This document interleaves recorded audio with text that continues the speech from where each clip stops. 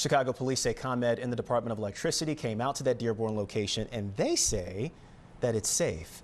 Kind of freaks me out because a half hour from now I'm going home to walk a Frenchie on these city streets. And of course, for anyone who owns a dog in Chicago, Dr. Jennifer Sands and Dr. Ann Cohen, veterinarians from MedVet in Chicago, are with us to help us understand what happened here and what's going on. Doctors, it's good to see you. Have you ever seen anything like this?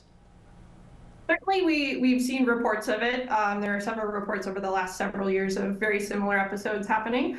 To my knowledge, we've not treated any of these cases at our current hospital.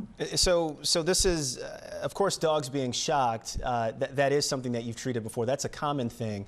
But randomly on walks, I know we haven't seen it before, or at least very rarely. How do you protect your pet in a situation like this outside when it's wet? Great question. And I think that's part of it is when there's wet and there's something for conductivity to occur. So the wetness and the snow, potentially wearing booties to have a rubber base between the pet's paws and the surface, and then trying to not let them walk over areas that might be of concern. I'm just trying to think, other than the booties and trying to protect their paws, anything else that can be done? And I'm thinking about folks that are watching right now that are probably getting ready to take their pets out or will take their pets out for a walk on city streets sometime today.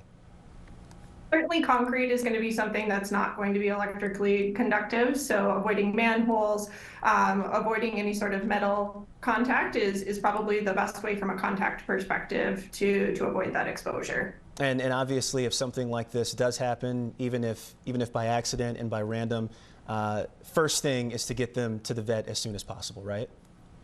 Definitely. Knowing where your local veterinary ER clinics are, we're always here ready to treat any pet. Dr. Sands, Dr. Cohen, appreciate it, and I hope that we don't have to talk about this anymore and there aren't any more cases of this happening in the city. Appreciate your time and your insight. Thank you. Absolutely. Thank you. Watch breaking news on YouTube. Subscribe to ABC7 Chicago Eyewitness News.